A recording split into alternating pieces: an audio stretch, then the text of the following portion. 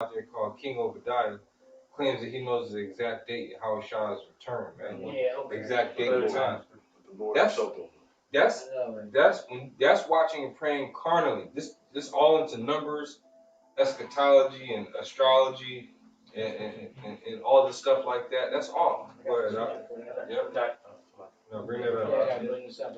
Listen, Mark 13 and 32, it says, but of that day, actually, I'm starting at 31. Heaven and earth shall pass away, though my words shall not pass away. But of that day and that hour knoweth no man, no, not the angels which are in heaven, neither the Son, but the Father. Verse 33. Take ye heed, watch and pray, for ye know not when the time is. Right, take ye heed. That's a good phrase right there, man. Take ye heed, watch and pray, because you know not, man. That's why you gotta really stay abreast on these things, man. Not only for yourself, but that's why it's good to be in communication with Aki, man. That's right. Because what one man sees, another man might not see. So, you know how it is. You got the watchman on the wall. If somebody's watching something on the south side, yeah, if somebody's on the north side, might not see it, but you pass it down the line like the game of telephone, man. That's what we're doing through these spiritual letters, man. You have something now?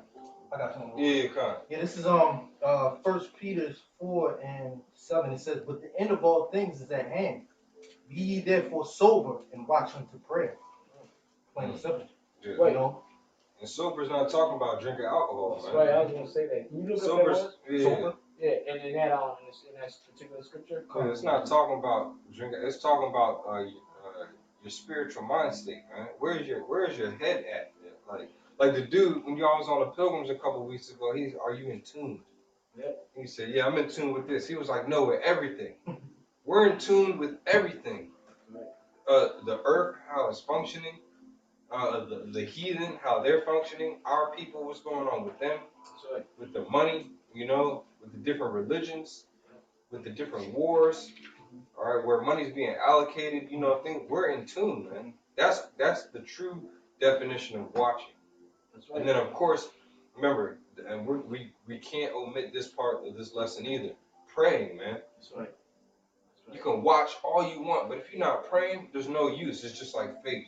That's the thing. It's like faith without works is dead. Right. Watching without praying is dead. Well, the first act of faith is prayer. Mm-hmm. I mean, there is no. Yeah, that's communication. Yeah. Right. The fact that you believe that you actually speak into an entity that you can't see, that you can't touch, and you get on your knees and bow down to that, because you don't have to. You don't have to. That's the reason why Jacob was easily able to break the first commandments, because they lacked faith.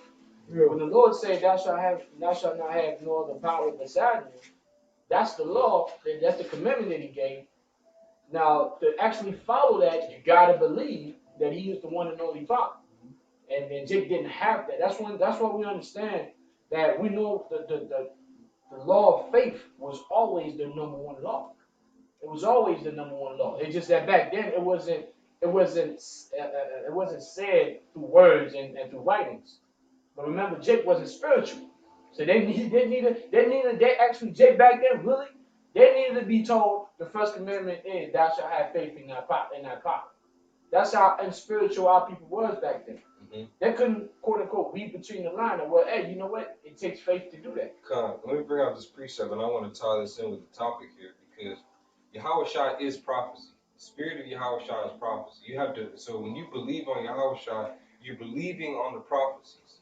Are you having faith that things that are said that we're saying they're gonna happen? Although we're not seeing them happening, you have to believe that these things are happening. And because you believe in the prophecies, what you believe in Yahawashi. Now this is John or Yachanan chapter 20 verse 29. It says Yahawashi saith unto him, Thomas, because thou hast seen me, thou hast believed. Blessed are they that have not seen and yet believe. See? And Yahawashi is the prophecy. Everything encompasses him, man. Go ahead. That word? Yeah. The word for sober, Strong's G4993, sophrenio. It says to be of sound mind, to be in one's right mind. Right? To be in Yahawashi is being in one's right mind, because that's the mind that you're supposed to be in. It says to exercise self-control, to put a moderate estimate upon oneself, think of oneself soberly, to curb one's passions. And down here it says to be of sound mind, i.e. sane, be in the right mind, be sober. Before you had something? No. Read this. Go ahead. Second Ezra 1, verse 35. Your houses will I give to a people that shall come, which not having heard of me, yet shall believe me, to whom I have shewed no signs, yet they shall do that I commanded them. They have seen no prophets, yet they shall call their sins to remembrance, and acknowledge them. That's us, man. That's definitely us. Our people ain't doing that, man. They're not even look. Our people don't ask about prophets. You know what I'm saying? Like, when have you ever heard a nigga or a Latino talking about, man, we need to find a prophet, man. We don't know what's going on. That's right. They don't talk like that. Us and our spirits, we were thinking like that. Like, oh snap, somebody's speaking out of scriptures. This might be a prophet of some sort. No, they don't think like that. That's why judgment has to begin at the house of Israel, man. So that the prophets are set up to bring the mercy of Yahawah Yahawashi upon the people, man. You know, the prophets are the ones that are watching day and night. Don't you understand? The prophets are always waiting for visions. That's right. They're always waiting for the next prophecy to come into them, man. So they can tell the people, so they can watch as well as pray also, man. It's a trickle effect of the spirit. That's right. Hey, if I may say, man, the spirit of the mark of the beast came up, because now brothers talking about the mark of the beast and chip over there in Sweden.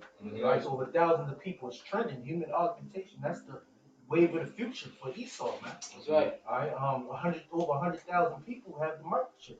Well, because eventually, because remember we're in the age, we're in the final season of you know the age of the earth, 12,000, and that season is Esau season, and that comes with social media, right? That comes with because what does social media do? Social media did what ancient Babel was doing, bringing everybody together in all one mind. You do one thing, and you got everybody doing the same thing, and it also brings with self-satisfaction. Remember the scripture in Timothy: men shall be lovers of themselves. And then, but how does social media function? It's through what? It's through AI. Artificial intelligence. That's the image of the beast is artificial intelligence. Which is sub wisdom, sub knowledge, and sub understanding. Or no, not sub pseudo knowledge. Meaning fake. And then what is the seal that comes with the AI? Is the microchip. That's the seal that comes with the AI. And that's what it is. So everybody gravitating towards that, but at the same time, through the same social media, and the Most High is exposing that. You know what I'm saying? And having the elect wake up. So you get the light and you get the darkness both on social media. Uh,